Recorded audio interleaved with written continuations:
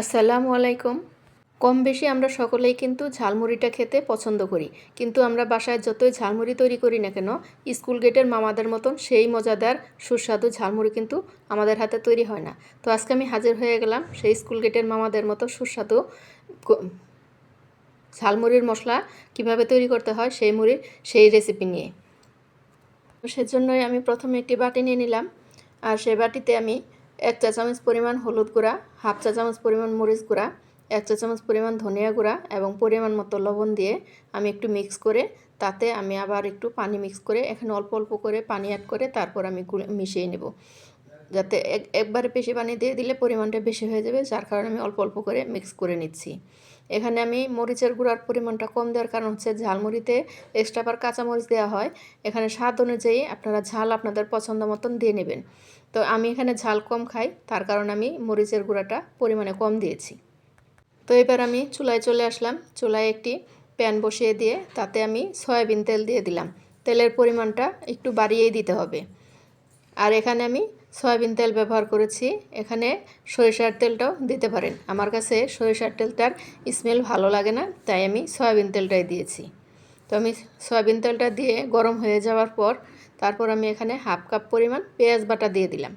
পেঁয়াজ বাটাটা বেশ ভালোভাবে নেড়ে চেড়ে আমি একটু বেশিক্ষণ ভরে ভেজে একটু লালচে লালচে হবে, আমি সেই পর্যন্ত একটু ভেজে নেব। পেঁয়াজটা এভাবে ভাজার কারণ হচ্ছে কাঁচা একটা গন্ধ আসে, যদি ভাজাটা ভালোভাবে না হয় কাঁচা একটা ফ্লেভার আসে পেঁয়াজের, সেই গন্ধটা মানে যাতে না আসে তার কারণে এখানে আমি একটু বেশি সময় ভেজে নিয়েছি। আর তারপর এখানে আমি যেটা এড করে দিলাম সেটা হলো আদা এবং রসুনের পেস্ট। আদা এবং রসুনের পেস্ট দিয়ে আমি আবারও বেশ ভালোভাবে নেড়ে চেড়ে আর একটু ভেজে লাল করে নেব। তো আমি একটু নাড়াচাড়া অনবরত করছিলাম নিচে যাতে লেগে না যায়। তো এভাবে অনবরত নাড়াচাড়া করতে হবে, নিচে লেগে গেলে তাহলে এটার স্বাদ নষ্ট হয়ে যাবে এবং খেতে পোড়ার একটা স্মেল আসবে। এভাবে অনবরত নাড়তে নাড়তে একটা সময় ভাজাটা হয়ে যাবে, একটু লালচে কালার হবে, একটু গ্রান আসবে।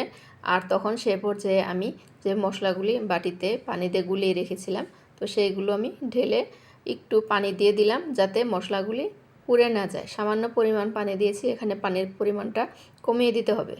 আমি সামান্য একটু বাটিতে যে পানি মানে মশলা ছিল সেটা ধুয়ে অল্প পরিমাণে পানি দিয়েছি যাতে একটু পুড়ে না যায়।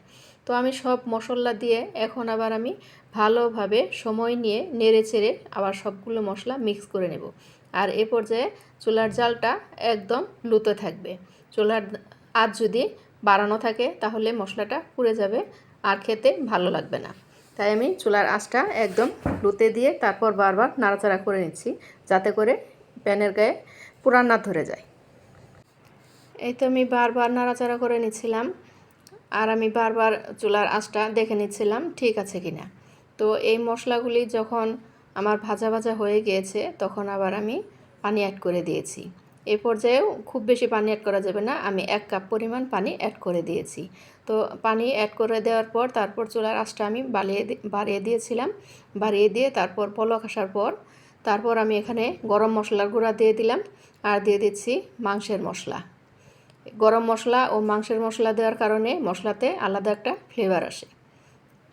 আর যদি কারো হাতের কাছে এই মাংসের মশলাটা না থাকে তাহলে সেই ক্ষেত্রে এখানে চটপটের মশলাটাও ব্যবহার করতে পারেন। আমার হাতের কাছে চটপটের মশলা ছিল না, ছিল মাংসের মশলা, সেটি দিয়েছি আর গরম মশলার গুঁড়া দিয়েছি। এগুলি দিয়ে বেশ নাড়াচাড়া করে আমি আবার একটু ঢাকনা দিয়ে ঢেকে রেখেছিলাম। ঢাকনা দিয়ে ঢেকে রাখার পর তারপর পানিটা যখন শুকিয়ে গিয়েছে তারপর আমি ঢাকনা খুলে আবার একটু নাড়াচাড়া করে নিচ্ছিলাম। আর এই পর্যায়ে এখন আমি নামানোর আগে ভাজা জিরার গুঁড়াটা সেটা দিয়ে নিচ্ছি। যে কোনো খাবার রান্না শেষ করে নামানোর আগে ভাজা জিরা গুঁড়া দিলে তাহলে তরকারিতে গ্রানটা অনেক সুন্দর আসে। এখন আমার সমস্ত ধরনের মশলা অ্যাড করা শেষ হয়ে গেছে। এ পর্যায়ে আমি আর কোনো মশলা এখানে অ্যাড করব না।